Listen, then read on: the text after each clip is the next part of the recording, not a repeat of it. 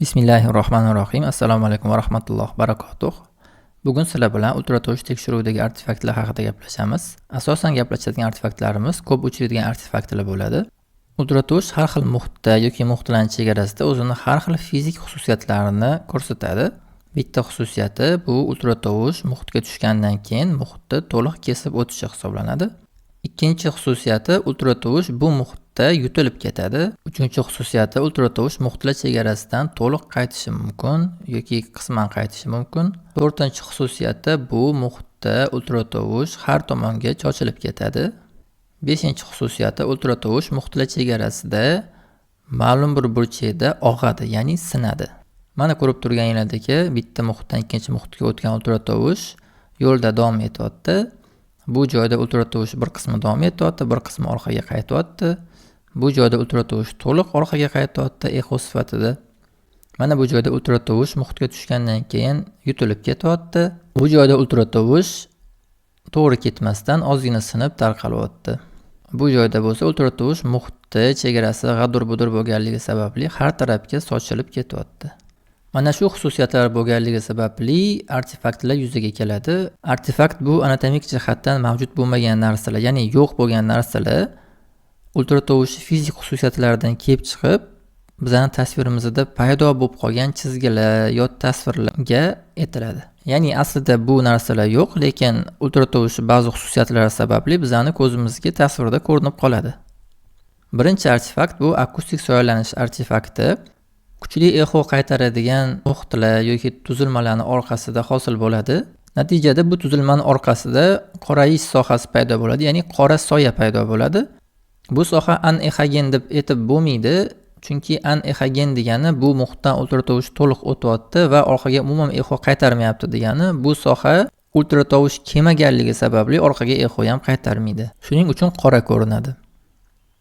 Buni xuddi bu rasmga o'xshatsa bo'ladi. Agar biz ultratovushni qorong'ida yoqilgan fonar deb oladigan bo'lsak, mana bunaqa obyektni orqasida soya hosil bo'ladi. Xuddi shunaqa giperehogen bo'lgan ultratovushni to'liq qaytaradigan obyektlarni, tuzilmalarni, to'siqlarning orqasida ham akustik soya hosil bo'ladi.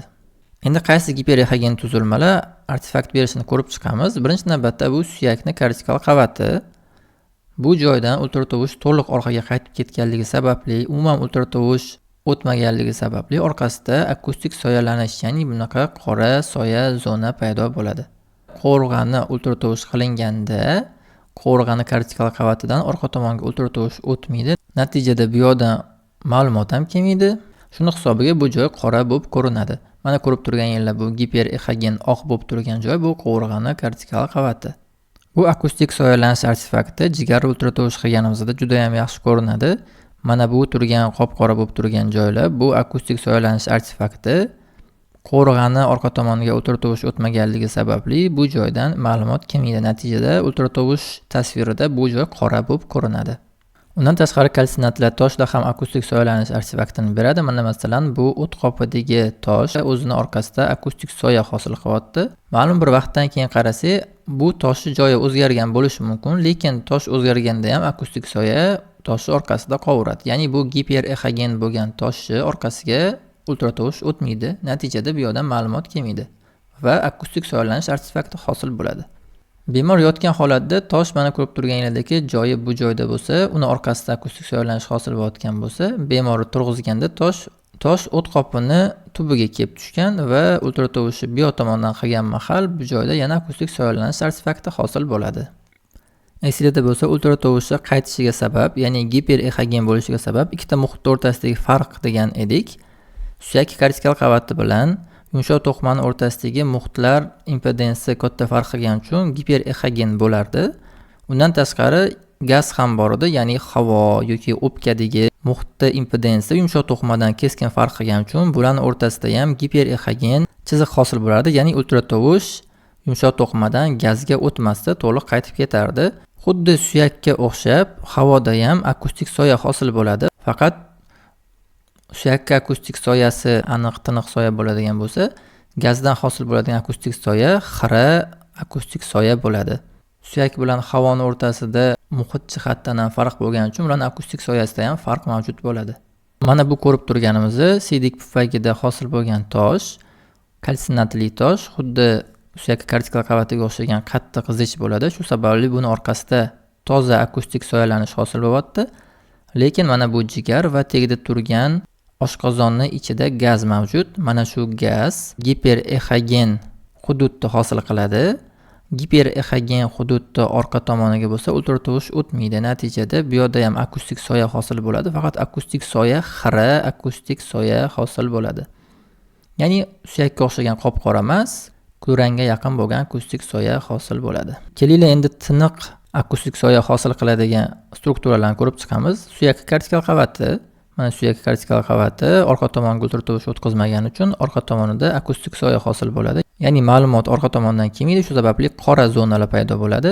Buni biz jigari ultratovush qilganimizda ko'rgandik.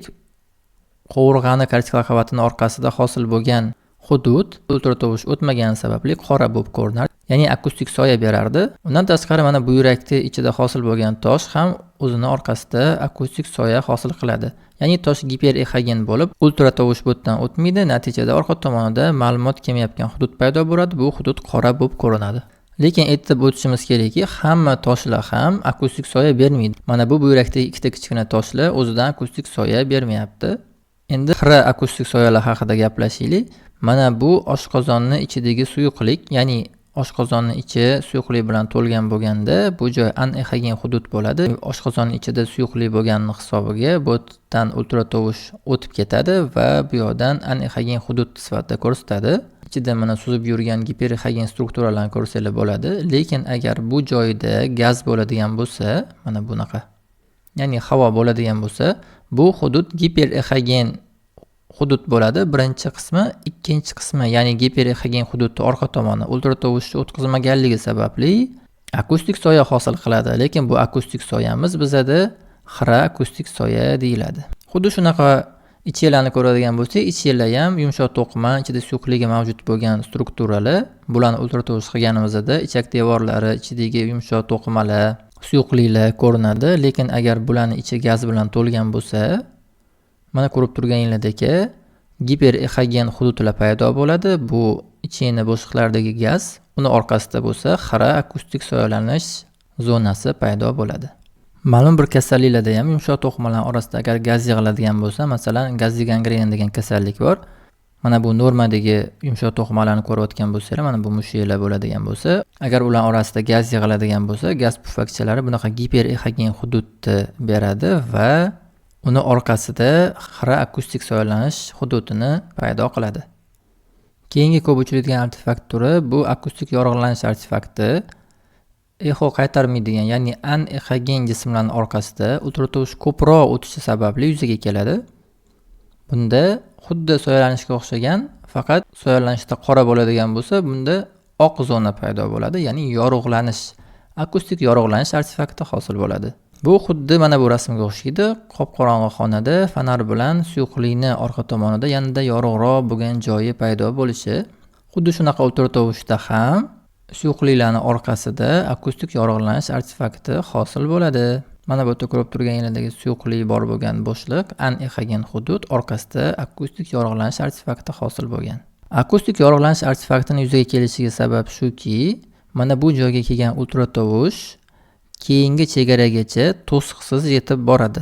Ya'ni ultratovushning bitta xususiyati bor edi, u muhitga tushganida yutilardi.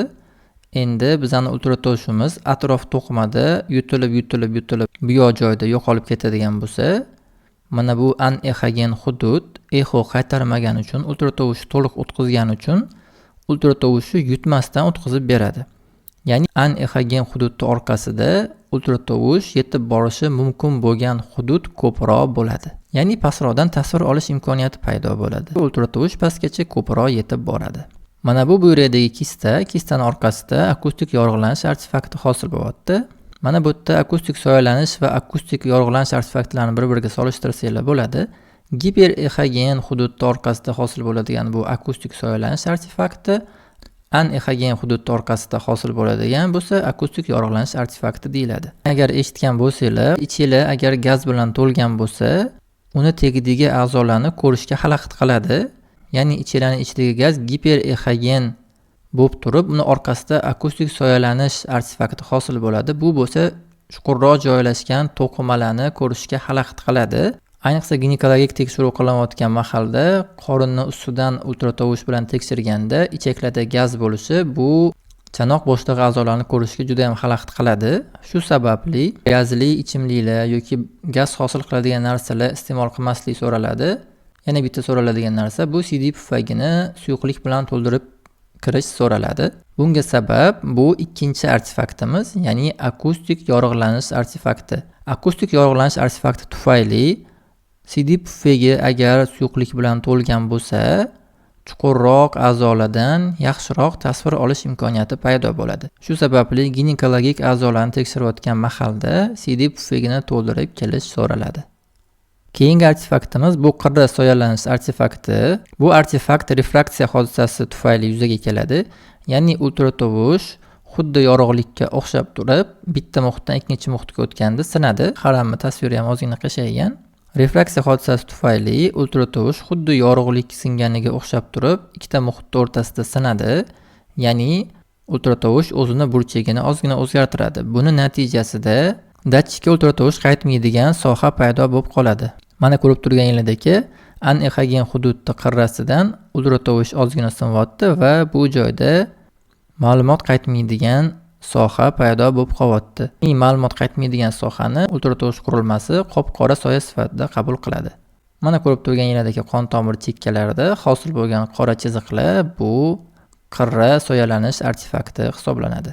Mana anexogen hudud, mana chekkasida qirra soyalanish artefakti, o'rtasida bo'lsa akustik yorug'lanish artefakti paydo bo'lyapti. Shu bilan bugungi mavzuyimiz tugadi. E'tiboringiz uchun rahmat.